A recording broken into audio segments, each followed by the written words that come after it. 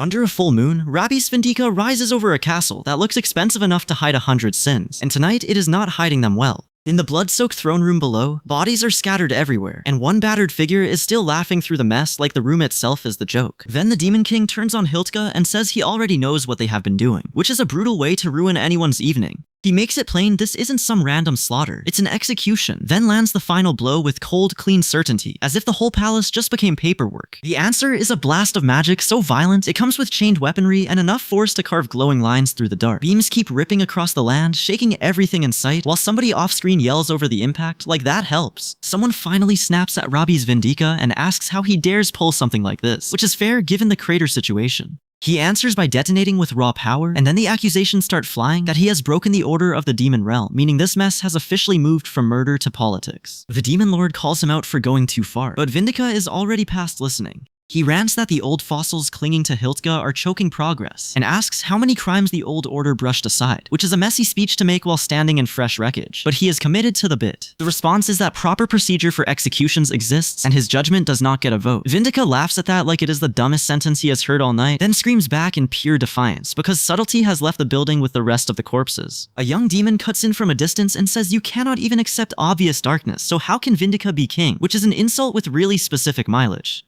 Vindika fires back that the nobles control the demon realm now, but the demon lord shuts him down, saying his vision is too short before calling him truly foolish. The camera goes straight into the demon king's face, all red eyes and bad intentions, because the man has apparently decided nuance is for weaker species. A hooded figure steps in and says they will act in place of the cowards hiding behind Hiltka and turning their backs on order, which sounds noble right up until the next line starts sentencing people. The 12 black seats have already decided the punishment, and the verdict lands on Rabbi Svindika for breaking demon realm law and slaughtering Hiltka. The sentence is exile to the human world, which is the sort of punishment that sounds grand until you realize it is just being thrown out of the room. That hits like a hammer. Someone cries out that father cannot be serious, then tries to argue that even after killing the Hiltka brats, this punishment is still too much, which is a wild thing to say while actively begging for mercy. The banishment spell ignites in a surge of pink light, and the whole thing looks less like justice and more like a magical ejection notice. Rabbi Svindika screams that he will not accept it, that he is not going, that he did nothing, but the spell does not care about his testimony or his attitude. The banishment spell slams down and Rabies gets swallowed in a column of pink magic, the kind of dazzling punishment that still manages to look petty. He screams as the full force hits, and then the energy detonates hard enough to wipe the room clean of his dignity, if not his problems. Then he jolts awake somewhere else entirely, stunned and pissed, sitting up on a bed like he lost an argument with physics. He pieces it together fast enough to start cursing Banbei, which is usually a bad sign for whoever Banbei is. His head and body ache like he got folded in half and left out to dry, so he checks his hands and himself with the careful horror of a guy discovering the wrong body. Came with the room key. Right after that, a girl hugs him, relieved, and he answers with the exact wrong question, asking if she's a blood relative of this body, like that's a normal first sentence. The next thing he has to process is that Minyo has awakened, which is said loud enough for everyone nearby to hear, and the stern guy behind the announcement tells him to mentally recover and go back to school tomorrow. Rabies is still trying to keep his face together while his body keeps behaving like it has its own opinion. Then the demonic side shows its teeth for real. Purple power crawls over him, red eyes flare, and the whole look goes from bad morning to full possession-adjacent disaster. He hisses in pain, then stands there in school uniform with a magenta aura like the world's most cursed transfer student and immediately decides the human world is hell. From there, the lecture gets even uglier.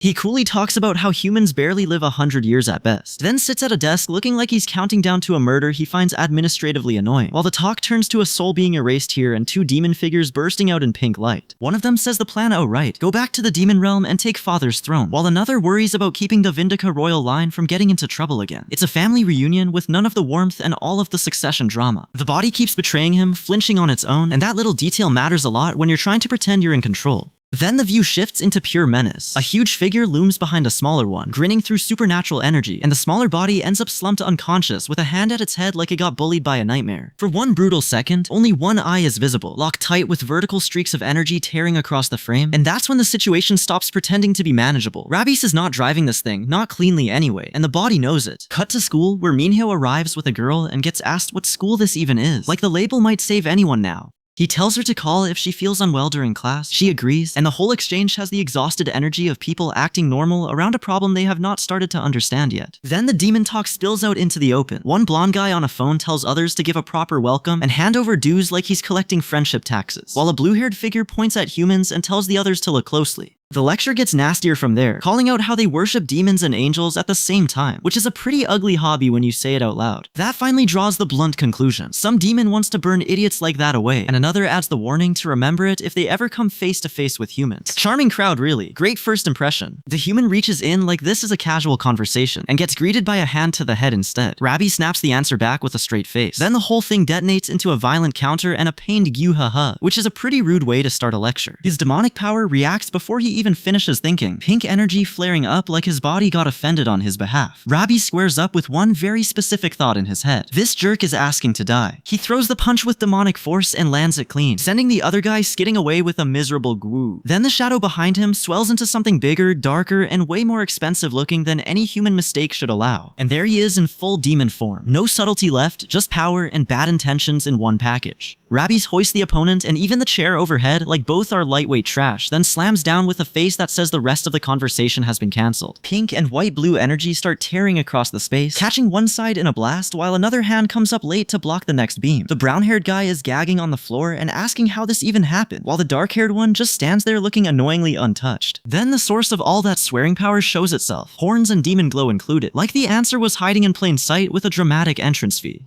The dark-haired figure is linked to it too, both of them channeling the same demonic energy, which explains why the whole room now feels like it got certified by hell. The damage report spreads fast. Minhyo beat Taeo and Sunghyun, and everyone else is left blinking at the wreckage like their homework just got eaten. Rabbi stands over the fallen students in the debris, and the place has the exact energy of a lesson nobody wanted. Someone blurts out that Minhyo must have reincarnated or dropped into another world, which is a massive leap, but also fair. Look at him. Rabbi thinks the attendant has already figured out who he is, so now he's pretending this is all going according to plan, instead of whatever mess it actually is. The attendant lays down the rules for living among humans, though the first version comes out clumsy enough to get corrected on the spot. The real law is harsher and cleaner than the first draft. Demons don't get to shrug off human death, and Rabbi's pushes back by calling demons gods who rule over death, which is a bold title for a species currently having a hallway problem. He points out the obvious flaw in the setup, since humans are always trying to kill each other anyway, and the reply is basically that's why demons exist. On the cliff edge under that pink sky, the rule gets stapled down one more time. Kill humans and you get erased, and nobody in this crowd sounds thrilled about it. Elsewhere, a glasses-wearing kid sits in a purple aura and mutters that he wishes he'd wake up in another world, which is a huge emotional ask for a guy still standing in place. A demon nearby clocks the raw desperation on him instantly. Then two figures keep walking through the city while the Demon King dismisses reincarnation talk as nonsense. Like that's the least weird thing said all day. Rabbi's Vindika lights up like he just discovered a cheat code and says there is no limit for him. Then he immediately starts complaining that he has only lived as a human for one day and it is already agony, which is a pretty rough review for the species. On the school courtyard walk, one student thanks Minhyo for keeping the bullies away, but Minhyo brushes it off and says he would rather fight head-on and test his power more. The guy does not want peace, he wants a stress test. A blonde student storms in, furious, and corners the bespectacled kid over Minhyo, whining about club dues and asking if this is really how he repays protection money. Somebody else shows up in the background, and our boy Rabbi's looks thrilled in that dangerous, oh no kind of way. As sunset drapes the buildings in pink and purple, Taeyu throws back a reminder about a warning from before. Then a tall man turns straight to the dark-haired boy and asks, in that polite menace voice people use right before things go bad, what to do with Young-mino, while the two lean in close and the word sibling hangs there like a loaded insult. The tall man laughs and grabs him, acting like this is already won. It is not, because the boy's face goes hard. Red magic starts tearing across the air, and the first thing he seems to enjoy is hearing his mother's colorful curses echo in his head like a hobby he really should not have. He catches the attack with his hand, and the pink energy blows apart between them, then hurls the man up and across the street, while people stare like they just watched a body get thrown by a bad decision. Rabbis keeps monologuing to his almighty mother about the blessed poison of human language, which is one way to cope with being extremely angry. The slashes keep coming until the tall man gets buried under a huge hit, and Rabbi stands over the wreckage talking like pitiful creatures keep crawling toward him out of sheer bad judgment. Nearby bystanders snap out of it and start yelling for someone to beat the downed guy, which is a bold strategy when the kid in the background still looks like he has more mana than patience. Then the whole street erupts into a messy pile of impacts and panic as he mows through multiple attackers, each hit landing with the kind of sound effect that says bones are filing a complaint. One injured guy ends up on the ground gasping blood and regret, which is honestly the most realistic outcome in this crowd. A younger boy thanks his uncle, uncertain even about his own name, and that uneasy little beat turns into a new horror as something huge starts clawing up from below. It resolves into a rat-like demon with sharp teeth and red eyes, then lashes Minhyo with pink energy while Minhyo raises his hands to brace for the hit, because apparently the family reunion got demoted to survival mode. Somewhere in that dark realm setup, the uncle stands before a massive demon and calls Rabbi's his adorable nephew with a laugh that should come with a warning label. Then he drops the real problem. Instead of the forbidden seal, he stuffed demonic bloodstone into the kid's body, and now he wants to see how long Rabis can hold out. Rabis is shown alone under the sunset, eyes burning red-pink like the whole sky just got worse on purpose. A demon voice spits out that the Rabis brat wiped out the entire Hiltgoa clan. And yeah, that sounds like the sort of headline that ruins everybody's evening. Gamudbir studies Rabis and lands on the obvious flaw. The kid only relaxes when he gets exactly what he wants. That kind of stubbornness is a pain in the neck until it refuses to bend under anyone else's hands, which is apparently the whole problem here. The demon laughs at the idea of breaking him, then immediately keeps talking like breaking him is still on the table anyway. Gamudbir starts pulling in a ridiculous amount of demonic energy, purple aura flaring around him like he's powering up for a very ugly decision. He explains the destination in plain terms. Rabis is getting dumped into the human world, the place where the worst of the demon realm gets sent when nobody wants to deal with them anymore. Young Rabis screams for his uncle, and the uncle just calls him a brat making trouble, which is a hell of a response for a rescue request. Then the whole thing turns into raw force. Energy blasts rip out, Gamudbir roars, and the body horror of it all escalates into multiple demonic forms rising through the chaos before he throws a massive purple surge straight upward like subtlety personally offended him. An unseen voice keeps it snide and simple, looking forward to nephew Rabis like this is a family event with exceptionally bad catering. Cut to a young man facing a demon form, and the demon tells him he'll finally experience true darkness, which is a pretty rude way to announce a bad day. The tone jerks hard into the human side of things. Someone blurts out that Minyo somehow took down Taewoo's big brother, and then a phone lights up with the name Jinjae Hui, like the next disaster wanted a callback. At a residential setup, a taller figure looms over a seated woman while the air stays tense enough to cut with a spoon. They even sit there eating for a moment, and then the reach forward lands like the room forgot how to breathe. A gun comes up on a seated girl, and the woman tells her not to move if she wants to keep her skin attached. She justifies the shot with the classic unpaid debt speech, smiling through it like this is paperwork with bullets.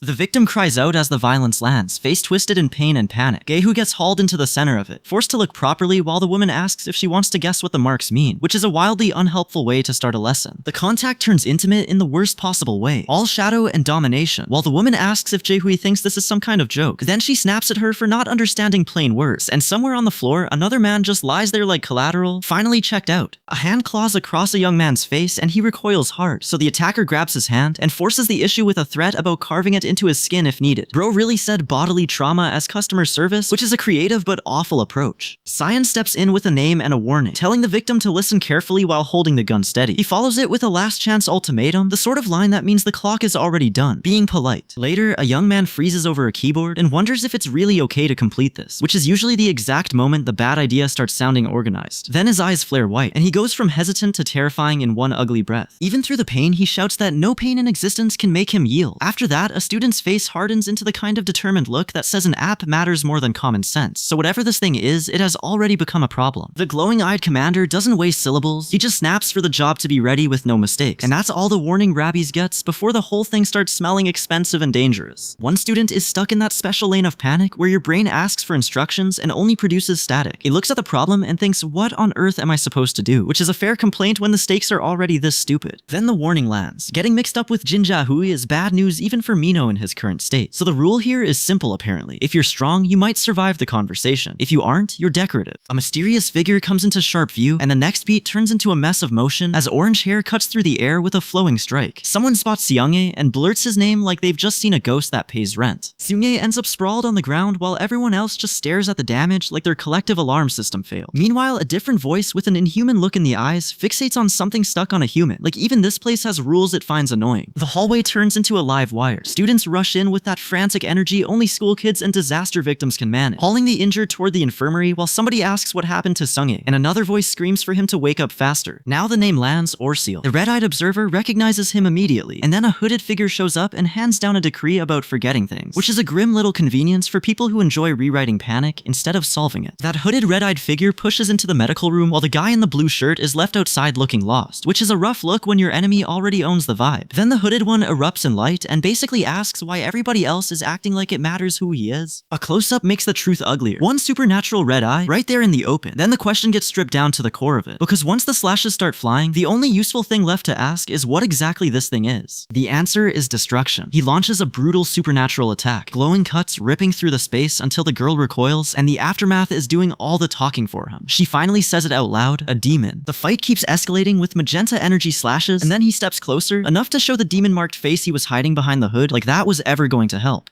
Rabbies finally hears the ugly little origin story too. The one about getting a tattoo with that thing just to join their crew, which is an insane membership fee by any standard. That explanation flips him from shocked to furious in one clean motion. Rabis locks in with the kind of determination that says the next mistake belongs to somebody else, not him. They move deeper into a vast corridor lined with towering structures, and the place is so dark it practically dares people to trip over their own courage. Rabis admits the darkness drags up a memory, then starts explaining how these beings lose their sight in 2 different ways, which is a real niche horror lecture to hear while standing in a death tunnel. The dark-haired one cuts in with a shwee, because apparently even apocalypse monologues have to keep their volume down. Up ahead, 2 characters square up and stare into the danger, then one reaches toward a glowing purple-pink flower, while the other tells them not to touch it like the plant is paying attention. They get close enough to make out the thing in front of them, and somebody throws out the obvious name, Jeremy Hiltz. The body on the ground is already dead by the look of it, glowing weakly like the problem has been solved too late, which is a very clean way to ruin a discovery. The flower doesn't just sit there looking cursed, it explodes into blood-like tendrils the second someone gets too close. Rabis grabs it anyway, and spits out the only sensible diagnosis here, a gnawing flower, while the hooded one leans in like sniffing poison is a hobby and confirms it by smell. Then the mood drops off a cliff. One of them starts begging for mercy, and the next cut jumps to the night sky where a bat-like thing hangs upside down and casually drops the name Rabis, like it's already been watching the whole mess unfold. Rabis does not look impressed, just curious in that annoying way people get right before a problem gets worse. The other character tries to distract with gossip about Ju Sung-hee from yesterday, but the reply is basically, I don't care. If it feels good, who cares? Which is a fantastic way to announce you are about to ruin everybody's evening. Contact happens, and instantly the blonde gets launched backward like the floor filed a complaint. The hooded figure answers with raw force, hammering both of them hard enough to split the fight open. And when the energy clears, he's still standing there like this was a minor scheduling conflict. At the employment office, the whole thing escalates again when a masked figure hits the hooded one, and the room turns into a brawl with bad staffing. One victim gets wrapped up and asked where Jin Jae-hui is, and that's the moment the demon power starts climbing fast enough to make everyone regret being nearby. The other fighter notices the demonic energy spike and says it out loud, which is usually not a great sign for your health. Then the clash turns ugly fast. Impact, purple force, red counterblasts, and the demon just keeps pushing until the victim gets smashed back and mutters, damn, like that's the best review he can manage. Later, somebody reports they caught the one skimming blue ribbon, and the black-haired guy immediately goes from criminal to professional sorry person, begging not to get wasted. 3 figures stand in silence with blue flowers in front of them, and then the attack starts with glowing eyes, screaming, purple-white beams, a dark energy sphere swallowing the space, and the poor black-haired one getting drilled until he folds. Rabbies keeps getting hit with the ugly end of this exchange, and now the guy is down to gasping through blood like his lungs are filing a complaint. A second body just barely hangs on long enough to cry for help, which is not a great look when the next thing in the air is a chain of red slashes carving the whole area apart. Elsewhere, the group is still standing over a body on the floor and acting like that settles anything, with one of them tossing out a flat little "that's right," as if this is some tidy conclusion.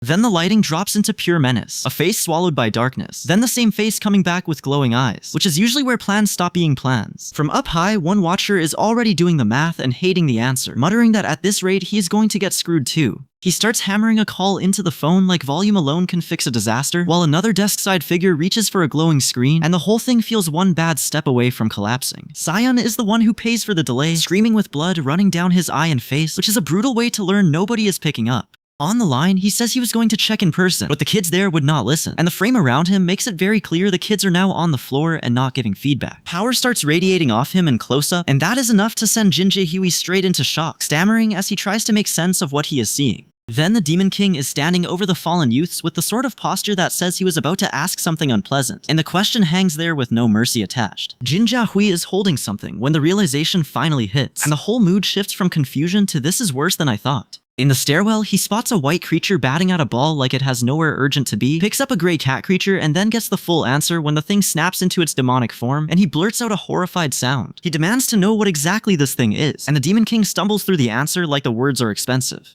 Then the monitor steps in from the demon realm, cool as ever, and calls out the weak demonic energy, basically asking if Rabis is even really a demon or just dressed for the role. Pink magenta power flares up, and that is apparently the moment Banbei decides to greet Rabis like they are old coworkers catching up after a poison event. Rabis is not buying it for a second and thinks the whole setup is off, wondering if prisoners are even supposed to be using demonic power in the human world, while the smell of it thickens in the air and a flower blooms nearby like some obnoxious little clue. Rabis recognizes the scent from before and calls Banbei out on it, which gets the answer that the Demon Realm administrators already know about this situation. Banbei then drops the blunt version. The human world is not what it used to be, and age 17 has turned into the perfect stage for schemes, which is a pretty ugly birthday card. Up on the rooftop, the boy checks his phone and gets more frustrated by the second because the contact still is not answering, which is a bad sign when the whole day has already gone off the rails. Then the panic lands for real. Sion has lost his mind, the call is dead, and someone has to sprint to the office before this mess grows teeth. On the stairs, the cat gets explained away with the driest line imaginable. The prisoner rotation, the regular updates, all of it folded into one little routine like this is normal office work and not a demon-adjacent headache.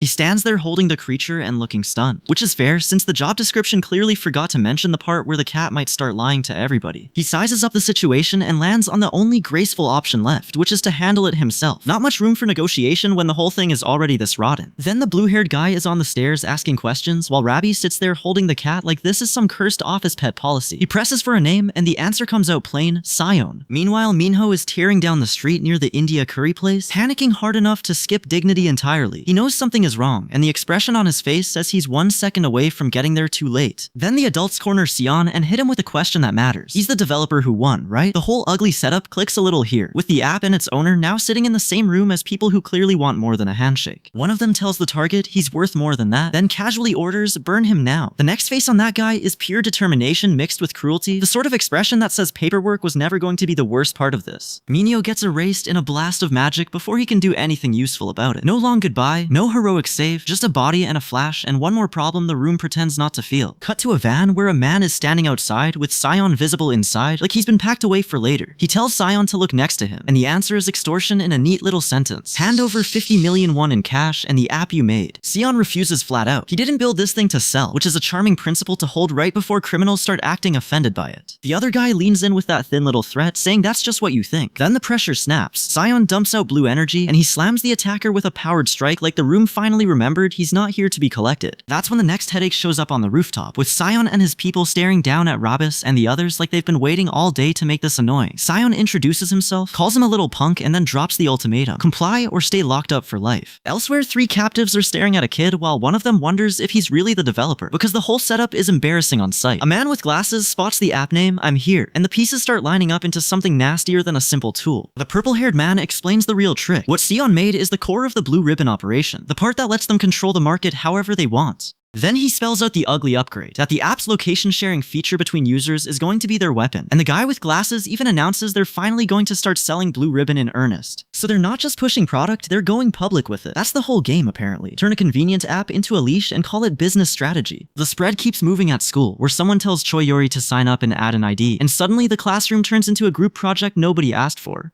Everyone starts piling on with enthusiasm, which is a funny way to describe viral adoption right before it becomes everybody's problem. On the ground, a shop owner is complaining about vandalism, while investigators admit they checked the CCTV and still didn't catch the culprit. Then the report gets even dumber. The camera shows a bat caused the damage, which is a hell of a thing to file under criminal evidence. Later, a man with glasses spots Jaehui and blurts his name like he's just seen a ghost with a schedule. Somewhere nearby, someone calls out Street and finds him in an alley, and Street greets Jaehui while reporting back on the investigation task from the previous day. Weight gain and all, like the man has somehow become office weather. Street finishes the job and reports it cleanly, which is a rare luxury in this mess. Rabis listens, then the trail immediately turns weird again when someone picks up that blue flower smell and checks the candy and scraps in hand, finally realizing the clue was sitting there with a nasty little scent attached. Then Rabis offers to take the subordinate in as his exclusive underling, like he is collecting employees from a clearance rack. The reaction is not normal at all. His eye lights up, a demon shape hangs behind him, and the whole thing screams that whatever is about to happen has stopped being a discussion. They reach the place where blue ribbon energy is packed so tightly it practically has its own lease, and somebody decides the correct move is to open one up. That goes exactly how you'd expect when cursed candy meets bad judgment, with a blast of energy and a room that looks like it was designed by someone angry at architecture. The blast sends bodies and debris flying through the city, then the whole fight spills into red-lit chaos with energy slashing across everything in sight. Rabis gets launched, screams on the way down, and then gets hammered by descending strikes until the uncle is standing there laughing, like this is a family tradition. But Rabis refuses to stay down, climbing back onto a rock peak with the place wrecked around him.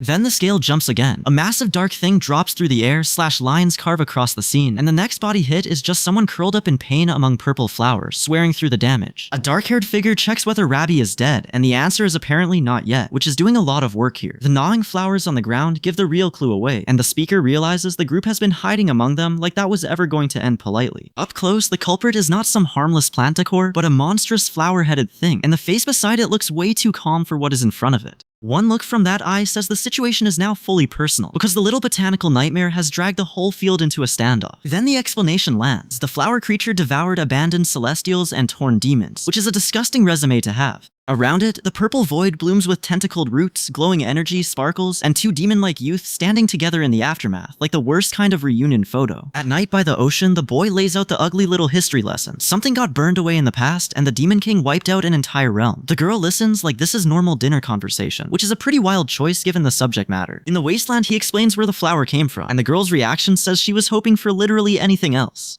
Then the older guy in the city fills in the missing piece. The middle realm is where light and darkness get all mixed up, and the human world sits nowhere near the safe side of that equation. That's when it clicks for him. If the flower shows up in both worlds at once, then this thing is not wandering around by accident. It is crossing boundaries like it owns the place. Meanwhile, he hears voices, finds the girl has wandered into his space without realizing where she ended up, and the tension goes from awkward to expensive real fast. Jin Jae-hui turns toward them, and the name finally lands. He immediately goes at the woman for trashing his tattoo shop, then asks how she even found this place, which is fair considering his greeting style is basically a complaint with legs. He keeps pressing, asking if she is the one managing everything, and the girl fires back that the way he talks is weird while casually deflecting the whole thing. It is a charming little exchange right before the floor drops out from under everyone, and the treasure gets swarmed by minions. The minions start chewing through the treasure, and one of them immediately looks like it regrets being born, as the entity wakes up behind it. Growls, demonic laughter, and that nasty little awakening all hit at once, the kind of group activity nobody asked to attend. The Demon King watches as the thing finally takes shape, then rushes in with energy attacks instead of standing there admiring the view like an idiot. He even invites it to absorb the demonic energy on sight, which is a bold sales pitch when everything already smells like a disaster. The reply is just pain and screaming, because the target is having a terrible day and the fight is getting uglier by the second. The Demon King closes in, grabs the entity, and starts pumping pink magenta energy through it, like he is trying to jam a corrupt file until it obeys. Then he pins it down and straight up absorbs the thing, leaving himself standing over the mess like he paid rent here. After that, he and the minions peel out of the scene, which is very considerate of them, considering the amount of damage already done. Back in the chaos, the protagonist throws up glowing purple hands and swats away the incoming attacks, but the monsters are too ugly and too persistent to be impressed.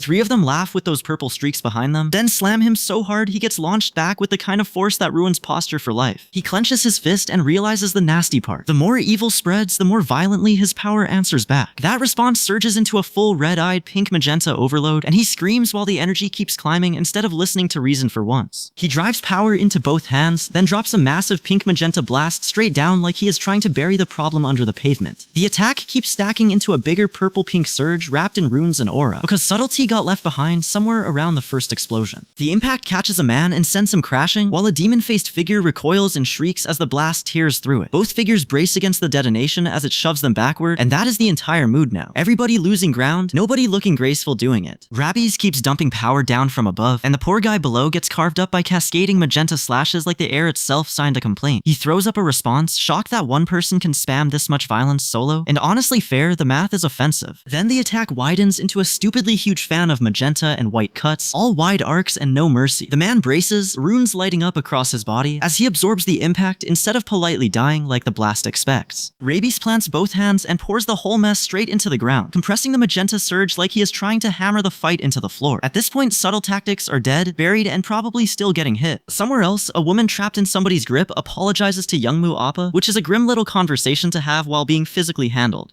The dark-haired kid catches sight of her and asks if she is the one making the blue ribbon, and when she admits it, he just says, "So it is you," like he has finally found the item on his shopping list nobody wanted. An urgent message gets shoved up the chain to a man, while bodies lie scattered around, and somebody starts explaining the whole human drug problem, like he's grading a pathetic species. Humans apparently see a drug and immediately decide they personally are built different, which is a real cute theory right up until they are face down on the floor. Elsewhere, a blue-haired girl points out the dark-haired youth to three approaching men and calls him Lord Rabbies, so now the name finally lands. He asks if those men were the ones from the tattoo shop incident, and the pink-haired one answers by saying he does not care about the kid at all, only where the blue ribbon drug came from. Then the winged thing on the ground demands more, and the next thing you know, someone is screaming for his dad. The panic spirals fast. The dad has been rotting for his whole life. Now he might die like this. And the son snaps because the one thing he still needs is the drugs, not a heartfelt family moment. He fires off a brutal energy attack in the middle of that breakdown, only to get blasted back into screaming confusion while the wreckage keeps piling up. Then a younger voice blurts out that dad was not dead, and a demonic presence rises with glowing eyes to ask if he is sad the man died, which is a deeply annoying bedside manner. The entity offers to return the dead man if the grief matters that much, but the answer is pure relief. He does not need a crappy dad, he needs the drugs.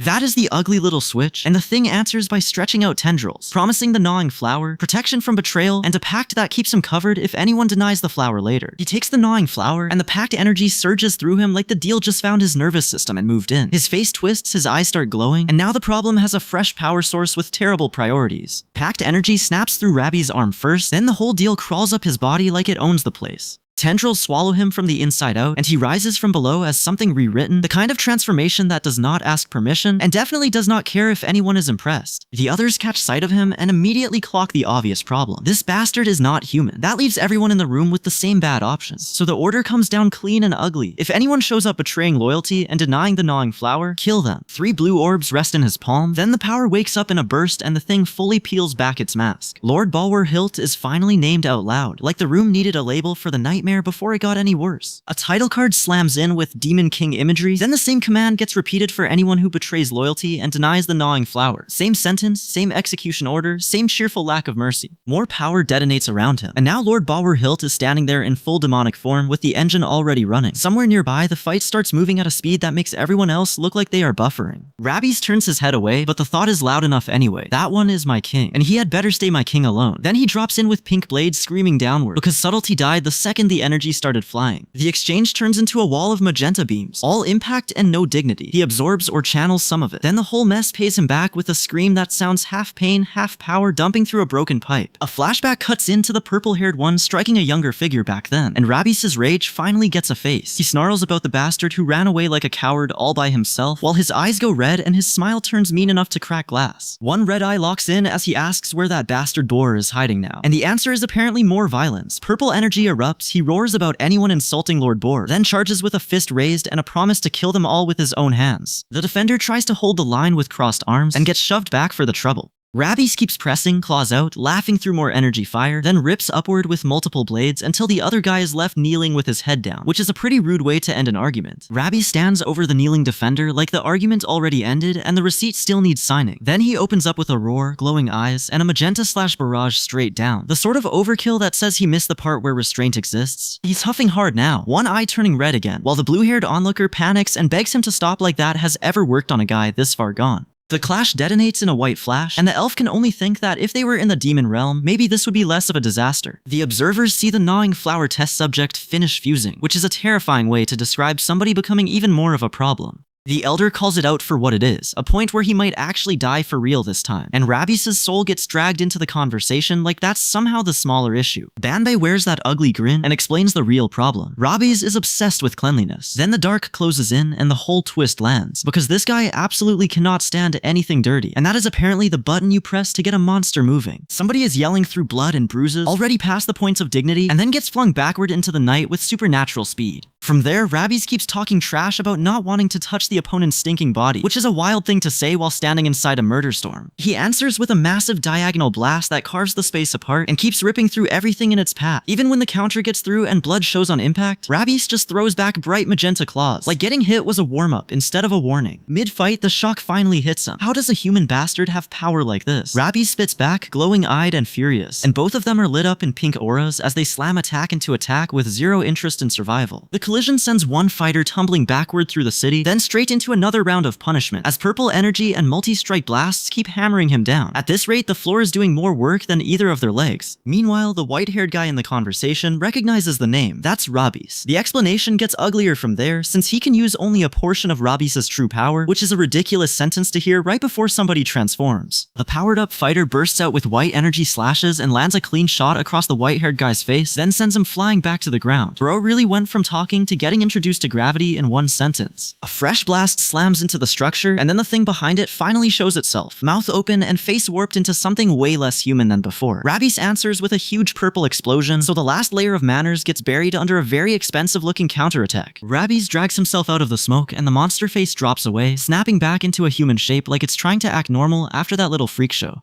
Except the blood-smeared demon close-up says the truth louder than his posture ever could, and the guy staring at the screen is losing his mind over the data, shouting that the numbers make no sense and the actual utilization is impossible. Then the Demon King is back at school in human form, which is exactly the sort of thing that makes students stare like they've just seen a teacher walk in dripping from a sewer fire. The hallway chatter is less about heroics and more about survival, with everyone quietly agreeing that the goal is to stay alive long enough to not become the next target. A young guy plants himself with a fire extinguisher, like he's about to solve a problem the dumbest way possible, and he calls the enemies bastards while readying it as a weapon. Then he actually fires energy blasts out of the thing through the smoke, and the poor bastards on the receiving end are immediately selling pain for free. An adult rushes in, calls him garbage, and swings first, which is a bold opening move for someone standing in front of a kid with a makeshift cannon. The youth gets clipped and shoved back as the extinguisher spits off in his hands. Then the adult locks him down and orders him tied up so he can't move. Like this is a very rude package delivery. Blue-skinned and glowing with magenta energy. The adult answers with purple projectiles and a flat little 7 that lands with all the charm of a tax notice. Meanwhile, someone elsewhere checks an app on a smartphone that says I'm here, then goes falling backward through clouds, thanking someone for the help like this is a normal commute. In the underground mess, people are staring at each other in shock and calling out to Lord Rebbies, while a dark-haired guy yells for someone to ditch the item because they do not need it anymore. Then the red energy comes raining down, the whole place gets obliterated in one massive explosion, and the buildings just start folding like cheap cardboard. Firefighters hit the blaze hard, shouting to put it out immediately, while one of them just stands there separated from the chaos like he forgot to sign in to the disaster. Another one freezes, staring at the scene and trying to figure out who the hell is actually responsible for this mess, which is fair since the answer is clearly not going to be a pleasant one. Someone emerges from the fire, and the whole burning landscape frames him like the world's worst entrance. His face is visible through the flames, and it looks transformed or corrupted enough to make the whole situation feel less like a rescue and more like a problem that learned to walk. Rabies finally pieces it together. Banbei and Uncle are using him, and the realization hits hard enough to cut through whatever was left of his patience. His face tightens, he swears he will not let it slide, and that is the exact expression of a guy who is done pretending this is only mildly annoying. A demon girl corners Minyo with the obvious question, asking if he is heading to the enemy hideout and warning him he will end up like that if he is not careful. Then she pushes harder, asking if he is doing this because Im Sion is his friend. But Minyo snaps back with a counter question instead of giving her the satisfaction. She keeps pressing, phone in hand, demanding to know what his real reason is if it is not for his friend. And the answer is still buried under all the tension. On the other end, a person is staring at a dark-haired man in disbelief, tears in his eyes, realizing the impossible change and the new subordinate are linked, then blurting out that Minyo definitely got mixed up with a bad organization, while the man calmly tells him that now he knows he will have to help with the work from here on out. The cat tells the other guy to listen carefully, and the poor soul only now realizes the talking animal is real. Small miracle of the day, he is still standing long enough to be surprised. Elsewhere, the cleanup report is grim. Everything's been burned, and the scarred man is so mad he's stuck on the fact that he almost had a chance to kill the bastard himself, which is a very specific complaint to carry around in the ashes. A hooded figure demands to know who the dark-haired man is, and the answer comes in the form of a pained cry instead of anything useful. The hooded one takes one look and calls him a poor child, while a demon off to the side just sneers that he looks pitiful, like mercy is a hobby and not a feeling. Then someone starts shouting for Lord Bawor, promising to get that bastard no matter what it costs. The desperation is doing most of the work here, since the guy's next move is basically to beg for more drugs so he can keep trying to kill one specific person. The officer's report is uglier still. Drugs have already spread in huge amounts to young students. Detective Chai gets called back to the car, which is probably not the heroic detour anyone was hoping for. Now the demon starts talking about burned flowers like they were family heirlooms, standing over dead bodies and corpses hung from the walls and covered in blooming purple petals. He says humans are exactly why you can't trust anyone with something precious, and honestly the room is doing a brutal job of proving his point. The purple-haired one keeps begging for one more chance, swearing he'll catch the target if they just give him more. The response is a nasty magenta blast raining down hard enough to turn the begging into screaming, which is a pretty decisive managerial decision. In the dark, a voice asks if he remembers the blood oath he made, then orders him to prove his final loyalty with that flower. A magical bloom grows on cue, which is a terrible sign in any setting, and an especially bad one when the thing asking is already this creepy. The next clash comes fast. Someone lunges in with a slash, and another figure is already there with a weapon drawn, saying he came just in case, and surprise, here the target is. Rabbi shows up grinning like a man whose forehead just became a personal grievance, and he fixates on the blue ribbon with the intensity of a lunatic who has found his hobby. He gets clipped hard, drops prone, keeps demanding the ribbon anyway, and then things go fully off the rails as he's dragged into a massive demonic form that's screaming about blue this and blue that, like the color personally insulted him. A tall figure clamps down on the small dark-haired one and holds him in place while he spits out curses through the pain. Then the head tilts back as power keeps building and the warning lands plain. If anything happens now, Rabis is going to be even more disgusted than he already is, which is saying something given the current mess. He says it plain, there's no power here to save anyone, so the only thing left is to accept falling into hell. It's a bleak little sermon, the sort of speech people give right before they decide not to die quietly. Then the guy flashes a wide smile, and the whole thing flips on its head, like he just remembered he's allowed to be a problem. The transformation hits, the butt lands, and suddenly the air feels less like defeat and more like a setup. Energy slashes drop from the sky, and and carve straight down toward the buildings below. They slam into cathedral-like structures with the sort of force that makes stone architecture look personally unlucky. A tall figure closes in on the smaller horned one, and finally says it out loud. That's his younger brother, Varkin. Then he keeps going, talking about using his son and brushing off Rabis like the kid is already old news, especially with that demonic bloodstone embedded and the rest of the sentence hanging unfinished like a bad habit. The woman practically chokes on the reveal and fires back that a demonic bloodstone is insane. Around them, the whole thing gets framed as just the latest mess in this unstable world they're all stuck in. And then the formal reveal of the Demon King lands right on top of the argument. The situation immediately turns physical because subtlety clearly died earlier. The purple demon throws out a threat so specific it could be engraved on a grudge, and then gets smacked on the head for asking about dark magic books like he's not already embarrassing enough. Elsewhere, a man in a sharp suit with gold trim speaks with that calm, polished tone that makes everything he says sound expensive. The tiny creature nearby reacts with hearts, which is a ridiculous amount of enthusiasm for a room that still smells like trouble. Rabis plants himself as the master and acts like that settles the matter, but the protagonist jerks back and protests like this is exactly the opposite of the help he wanted.